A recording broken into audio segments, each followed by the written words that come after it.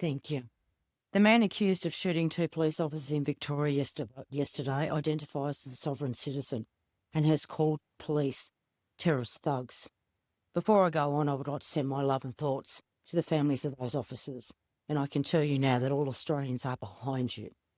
But we have got a problem with these so-called sovereign citizens, I'll call it, because I have the courage.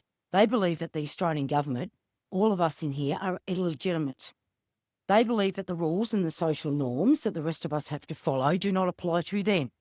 And according to the Australian Federal Police, there is a history of Australians identifying with these ideas and setting up micronations. They're nuts. They lived in small communities and regarded by law enforcement as being largely harmless.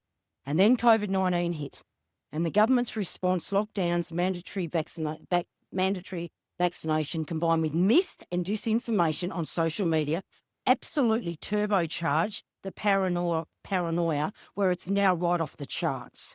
According to the AFP, these groups are organised, they have informal leadership structures, and they find common ground with the anti-vaxxers, far-right groups and conspiracy nutjobs, because there's no other way to put it, that seek to blame governments and institutions for their lot in life. I got a lot of this heat over COVID just because I came out and said that vaccine mandates were about keeping people safe and alive, especially our elderly, because I'm all about putting Australians first. The hate and abuse that came through my office was absolutely disgraceful. No doubt they will start up again after this speech, but we will need to call these people out. You have to show some courage, and where appropriate, we need to actually get them help. They need help. A Victorian called our office during COVID and told one of my staffers that Bill Gates had done a deal with Daniel Andrews, then Victorian government, to put microscopic trackers in the vaccine so the government could track people through 5G towers. I mean, that's how off the charts this stuff is. It's off the charts.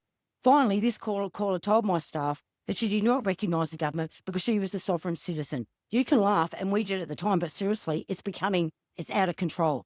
But the extremes of these beliefs and the amplifying of these views on social media led to the murders of two policemen and a Queensland man in 2022, and the awful events that are still unfolding in Victoria today. And it's about time that we started putting real pressure on the social media companies to control the mis and disinformation that these algorithms pump out. You're not doing anything. That's the problem. In 2012, Facebook said its mission was, listen to this, and I quote, to expand and strengthen relationships between people, end quote. 13 years later, nothing has happened but the opposite. And Facebook, with other social media companies, including YouTube, all they do is fanning division and hatred within our communities.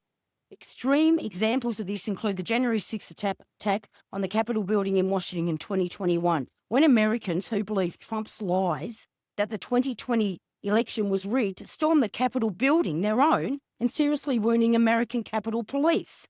Since we got social media, we now have more countries in the world run by dictators. Work that one out, where people don't get free and fair elections and the civil rights that we enjoy.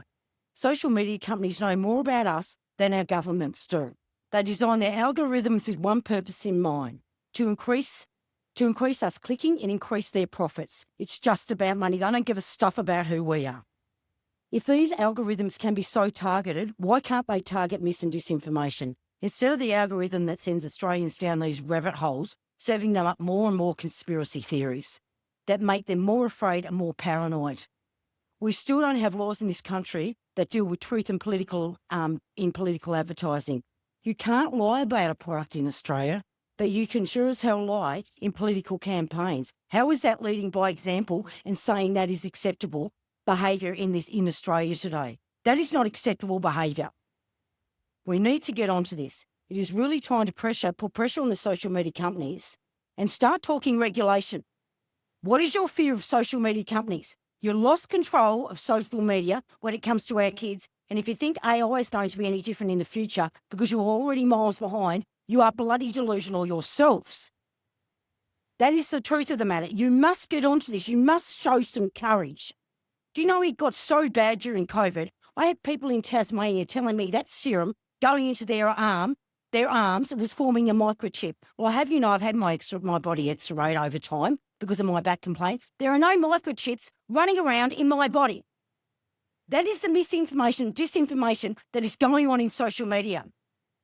Okay, that is the reality of it, and we need to wake up in here because people are getting harmed because of it.